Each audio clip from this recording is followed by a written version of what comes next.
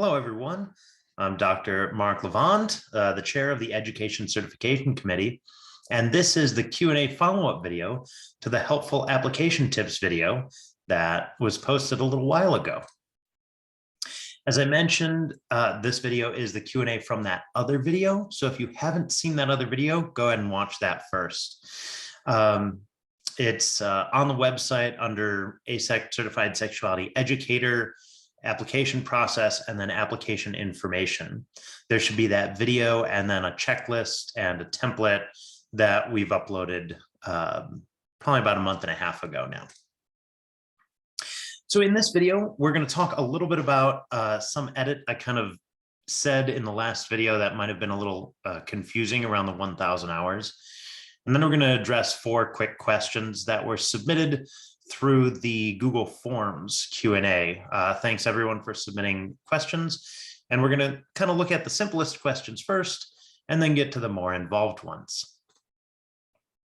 So a reminder, all of this content that we're going to be talking about today comes from the ASEC requirements for sexuality educator certification. That can be found on the website.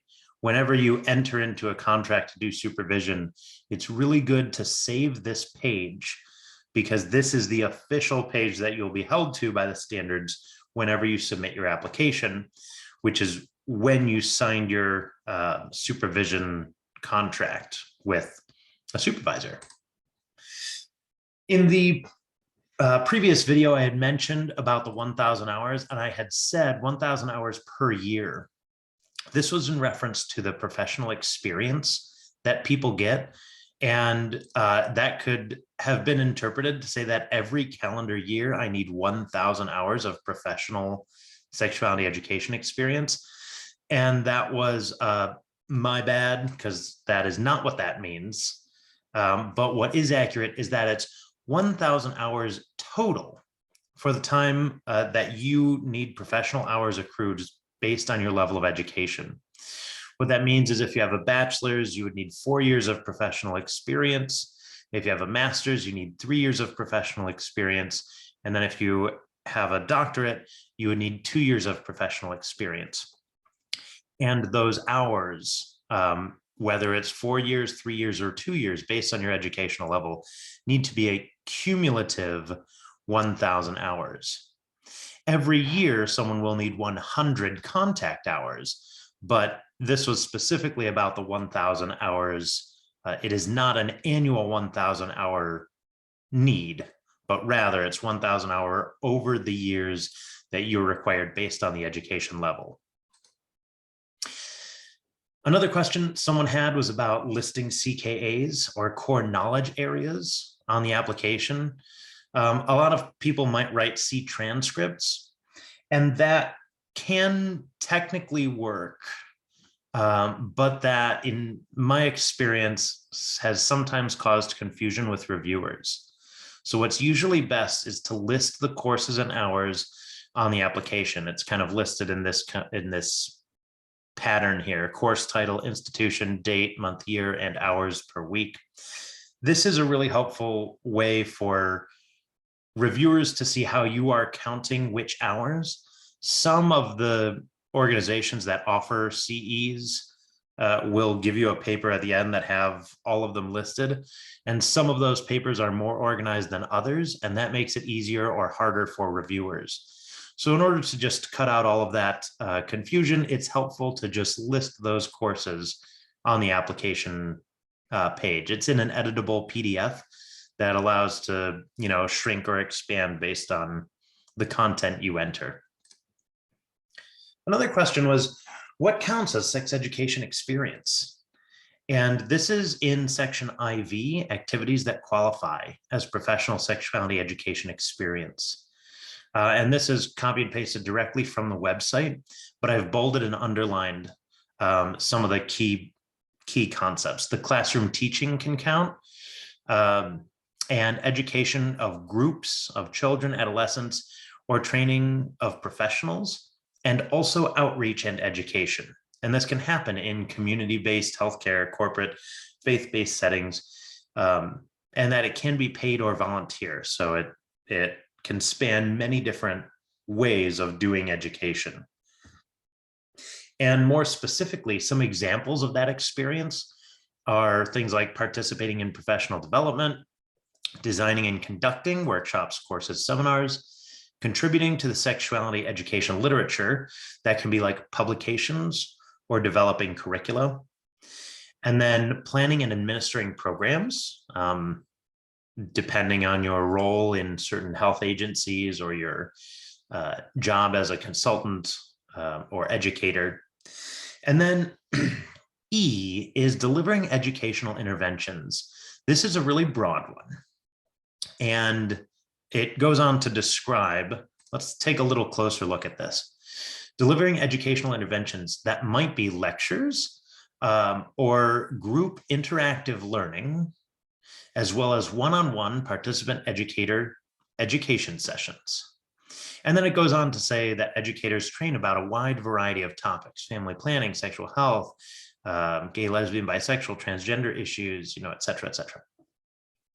And so the content of what counts as sex education or sexuality education is this group of interactive learning, lectures, or one-to-one education sessions. Sometimes people might say, well, right, but can't a casual conversation about sexuality, I'm teaching someone, right? Doesn't that count? But these are specifically education sessions. And that should be talked about with a supervisor to see what can count for that. And then would be subject to the review committee's discretion about whether certain things will count as education or not, if they are, they can be deemed as more casual conversations than education sessions. Another question was about the difference between the field experience and the professional experience.